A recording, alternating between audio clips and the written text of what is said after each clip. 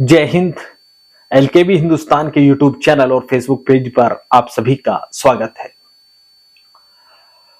राजनीति में ना तो कोई अस्थायी दोस्त होता है ना कोई अस्थायी दुश्मन, ये कहावत तो आपने सुनी ही होगी। दिल्ली के विधानसभा चुनाव के जो नतीजे आए उसमें यह स्पष्ट भी हो गया है, क्योंकि चंद महीनों पहले जब लोकसभा चुनाव था तो आम आदमी पार्टी और कांग्रेस एक दूसरे के लिए वोट मांग रहे थे। आम आदमी पार्टी के कार्यों की अच्छाई बताकर दिल्ली में कांग्रेस के उम्मीदवार अपने पक्ष में जनसमर्थन जुटा रहे थे, लेकिन चंद महीनों बाद ही जब दिल्ली में विधानसभा चुनाव हुए तो दिल्ली में अरविंद केजरीवाल कांग्रेस पर भारतीय जनता पार्टी से मिलने का आरोप लगाते रहे। वहीं कांग्रेस का शीर्ष नेतृत्व, चाहे उसमें राहुल गांधी हो या प्रियंका गांधी हो या इसके अलावा और भी कांग्रेस के जितने भी नेता हैं बड़े, जो दिल्ली में चुनावी प्रचार कर रहे थे, वो तमाम आम आदमी पार्टी के अरविंद केजरीवाल पर कड़ा रुख अख्तियार कर रहे थे और लगातार उन पर आरोप लगा रहे थे कि वो भारतीय जनता पार्टी की पाठशाला से निकले हुए नेता है।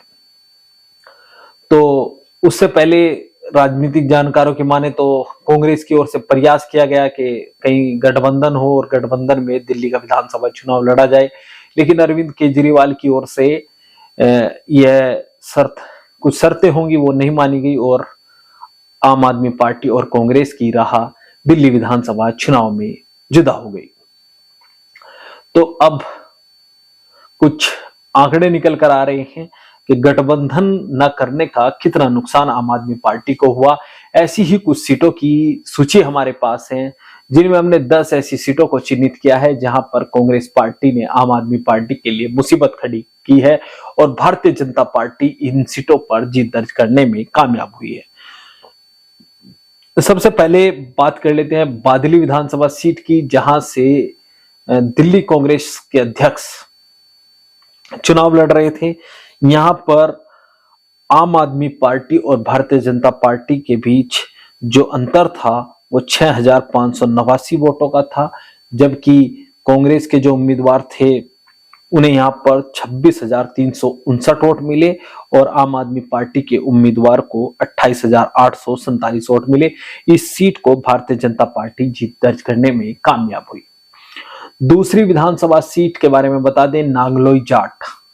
इस विधानसभा सीट पर भी कांग्रेस ने बेहतर प्रदर्शन किया और कांग्रेस उम्मीदवार को यहां पर 24,552 वोट मिले और भारतीय जनता पार्टी ने यहां पर 17,277 वोटों से जीत दर्ज की।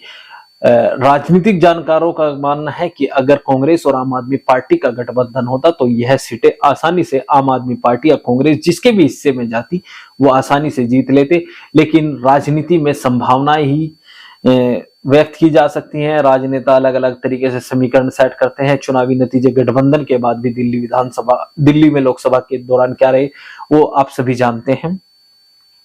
इसके अलावा मादीपुर विधानसभा सीट भी एक ऐसी विधानसभा सीट है जहां पर कांग्रेस उम्मीदवार को 17,958 वोट मिले और इस सीट पर भारतीय जनता पार्टी ने 10,899 वोटों से जीत दर्ज की।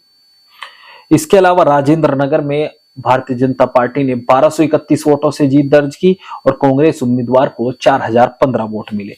और जंगपुरा विधानसभा सीट पर हम आपको बता दें कि 675 वोटों से दिल्ली के पूर्व उप मुख्यमंत्री मनीष सिसोदिया को हार का सामना करना पड़ा और इस सीट पर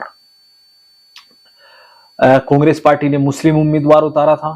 फराद सूरी यहां से उम्मीदवार थे और उन्हें 7,350 वोट मिले। राजनीतिक जानकार मानते हैं कि यहां पर कांग्रेस उम्मीदवार ने मनीष सिसोदिया की राह में रोड़ा अटकाने का काम किया, जिससे वह विधानसभा में अब नहीं जा पाएंगे और विधानसभा का चुनाव वह हार गए। इसके अलावा कस्तूरबा नगर भी एक ऐसी सीट मानी जाती है। यहां पर कांग्रेस उम्मीदवार ने बेहतर प्रदर्शन किया और 27,019 वोटों से जीत दर्ज करने में 27,019 वोट कांग्रेस उम्मीदवार को मिले। महरौली में 856 वोटों से भारतीय जनता पार्टी ने जीत दर्ज की और यहां पर कांग्रेस के उम्मीदवार जो थे उन्हें 5,223 वोट मिले। इसके अलावा संगम विहार विधानसभा सीट पर 344 वोटों से भारतीय जनता पार्टी ने जीत दर्ज की और यहां पर कांग्रेस उम्मीदवार को 15,863 वोट मिले।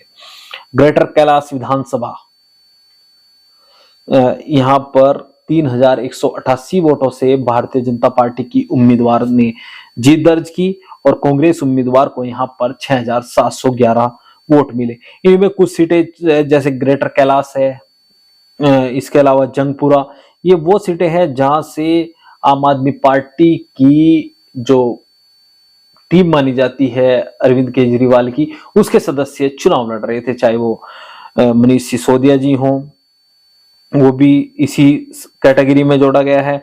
इसके अलावा जो दूसरा नाम है वो भी सौरभ भारद्वाज, बड़े आम आदमी पार्टी के बड़े नेता माने जाते हैं, अरविंद केजरीवाल के विश्वसनीय माने जाते हैं। तो इन सीटों पर कहीं ना कहीं कांग्रेस पार्टी ने आम आदमी पार्टी की मुश्किलें बढ़ाई हैं। ऐसी 10 सीटों के बारे में हमने आपको बताया। आगे हम ऐसी विधानसभा सीटों के बारे में आपको बताएंगे, क्योंकि एक चर्चाएं हैं कि नगीना सांसद चंद्रशेखर आजाद की जो आजाद समाज पार्टी है, वो दिल्ली विधानसभा चुनाव हो या हरियाणा विधानसभा चुनाव हो, इनमें उसका प्रदर्शन निराशाजनक रहा। तो क्या ऐसे में जिस तरह के दावे किए जाते हैं कि दलित मुस्लिम समीकरण बनाकर उत्तर प्रदेश जैसे विशाल राज्य में वे अपनी राजनीति स्थापित कर लेंगे, क्योंकि दिल्ली के चुनाव के बारे में भी क्या आम आदमी आजाद समाज पार्टी के प्रत्याशियों को किस सीट पर कितने वोट मिले, इस पर भी हम अगली वीडियो में आपको बताएंगे। तब तक के लिए बने रहिए एलकेबी न्यूज के साथ। आप भी अपनी राय कमेंट बॉक्स में दे सकते हैं कि दिल्ली में आम आदमी पार्टी किन कारणों से चुनाव हारी है, और आगे भी तमाम अपडेट देंगे। तब तक के लिए बने रहिए।